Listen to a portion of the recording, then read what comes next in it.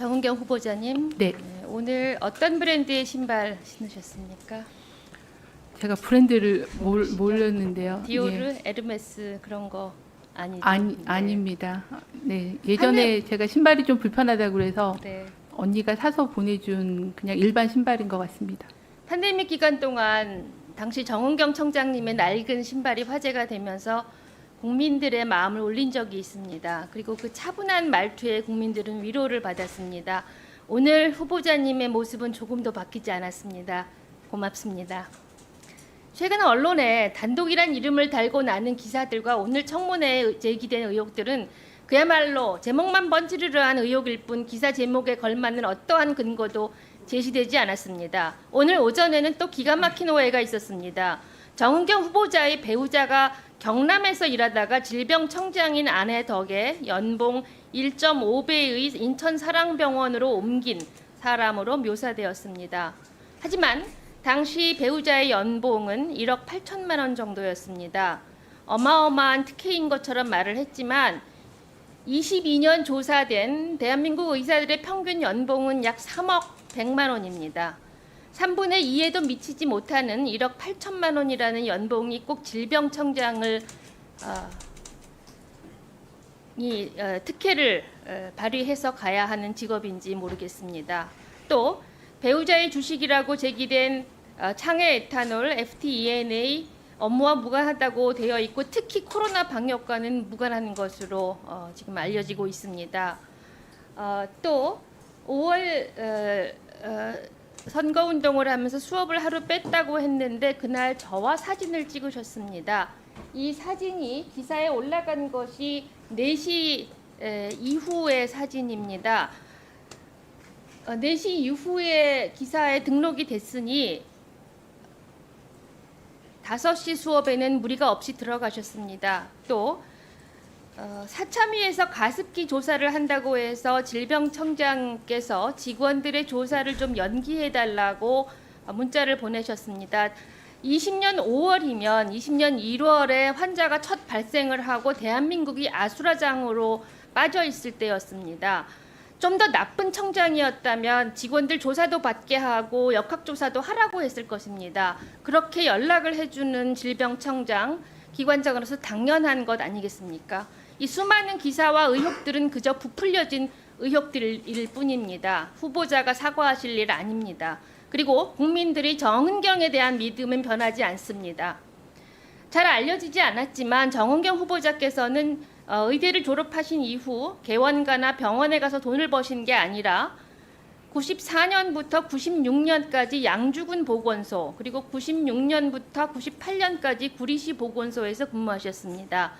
당시에 전문 과목으로 가정의학과를 선택하는 사람 자체가 많지 않았고 가정의학과를 마치고 보건소에서 의무사무관으로 근무하는 사람은 더더욱 많지 않았습니다. 정말 고생 많으셨습니다. 그래도 당시에 가정의학과 수련 받으시고 보건소에서 근무한 경험이 쌓여서 국민들을 코로나로부터 지켰습니다. 오늘 파렴치한으로 묘사된 배우자도 마찬가지입니다. 마치 코로나 기간 동안에 주식을 사고 판 그런 파렴치한 사람으로 몰아가고 있지만 1차 의료 진료의로 오래 일하시다가 지역의 요양병원 등에서 묵묵하게 일하고 계신 분입니다. 또 팬데믹 기간 동안 정은경 청장이 국민들과 코로나에 맞서 싸우도록 정말 훌륭하게 외조를 하신 분입니다. 인정하시지요?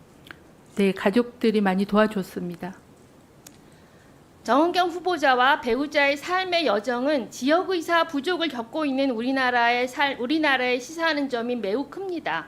이제는 후보자나 배우자의 헌신 같은 것에 의존하는 것이 아니라 제도로서 지역에 의사가 배치되어야 합니다. 이를 위해서 앞으로 장관이 되신다면 지역의사 제도를 어떻게 추진하실지 말씀해 주시기를 부탁드립니다. 이어서 한 가지만 더 질의하고 답변 부탁드리겠습니다. 후보자께서는 명확한 근거도 없이 발표한 윤석열 정부의 2,000명 의대 증원 추진에 대한 입장을 묻는 서면 질의에 대해서 의대 증원은 이전 정부의 경험했듯이 사회적으로 미치는 영향력이 큰 정책임에도 불구하고 충분한 사회적 합의와 수기 없이 의대 증원을 추진함에 따라 적지 않은 사회적 비용을 지불하고 있다고 생각합니다. 라고 답하셨습니다.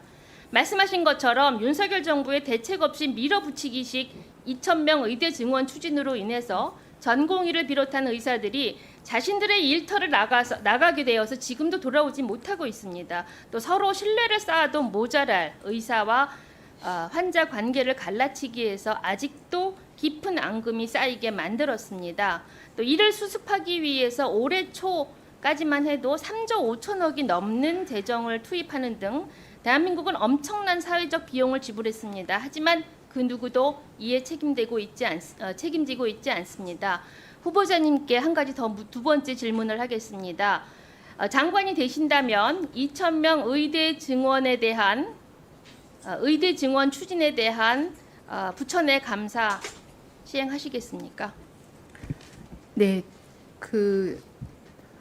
지금 답변 드릴까요? 네, 지역의사제 관련해서는 현재 단순히 증원만 한다 그래서 지역의 의사가 가는 거는 한계가 많기 때문에 좀 더 정교하게 지역 의사를 확보할 수 있는 방법의 하나라고 생각을 합니다.